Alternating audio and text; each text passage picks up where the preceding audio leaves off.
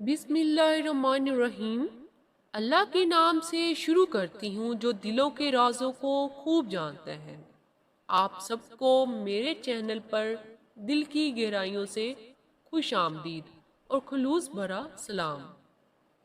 ناظرین گرامی، استغفار کے بارے میں یہ قصہ امام احمد بن حنبل کی زندگی سے ہے، جنہیں اسلام کے ایک مشہور عالم اور مشہور عالم دین سمجھا جاتا ہے۔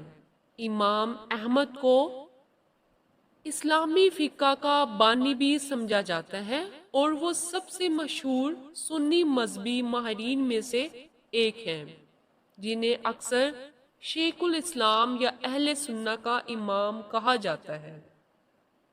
بڑھاپے میں جب امام احمد سفر کر رہے تھے تو ایک بستی کے پاس آ کر رکے۔ نماز کے بعد وہ مسجد کے صحن میں رات گزارنا چاہتا تھا، کیونکہ وہ شہر میں کسی کو نہیں جانتا تھا۔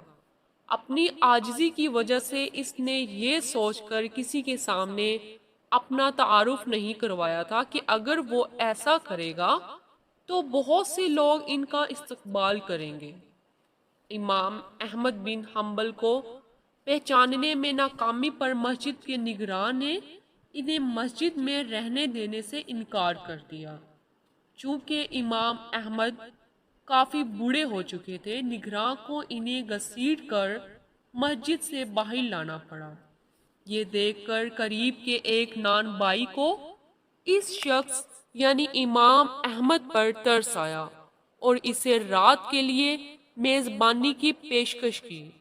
نان بائی کے ساتھ قیام کے دوران امام احمد نے دیکھا کہ نان بائی مسلسل استغفار، اللہ سے استغفار کا ورد کرتا ہے۔ امام احمد نے نان بائی سے پوچھا کہ کیا استغفار کہنے کی مسلسل مشق اس پر کوئی اثر کرتی ہے؟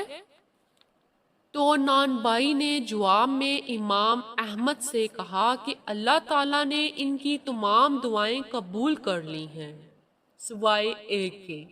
جب اس نے اس سے پوچھا کہ وہ کون سی دعا ہے جو قبول نہیں ہوئی، تو نان بائی نے جواب دیا کہ وہ اللہ تعالیٰ سے دعا مانگ رہا تھا کہ وہ اس سے مشہور عالم امام احمد بن حنبل سے ملنے کی سعادت عطا فرمائے۔ اس پر امام احمد بن حنبل نے فرمایا کہ اللہ تعالیٰ نے نہ صرف ان کی دعا سنی بلکہ اسے گھسیٹ کر اپنے نان بھائی کی دہلیز پر پہنچا دیا۔ یہ کہانی کثرت سے استغفار کہنے کی طاقت کی یاد دہانی ہے، اس لیے ہمیں استغفار کثرت سے پڑھنا چاہیے تاکہ اللہ ہمارے گناہوں کو معاف فرمائے اور ہم پر اپنی رحمت برسائے۔ آمین۔ محترم دوستوں، امید کرتی ہوں یہ ویڈیو آپ لوگوں کو پسند آئی ہوگی۔ اس طرح کی مزید ویڈیوز کے لیے ہمارے چینل کو سبسکرائب کر دیں اور تازہ ترین اپڈیٹس کے لیے گھنٹی کے بٹن کو دبانا مت بھولیے گا تاکہ ہماری ہر آنے والی سبق آموز ویڈیو سب سے پہلے آپ تک پہنچے۔ مجھے اب اجازت دیجیے، اس امید کے ساتھ کہ اگلی بار انشاءاللہ میں اس سے بھی زیادہ اچھی ویڈیو لے کر آؤں گی۔ تب تک کے لیے خدا حافظ۔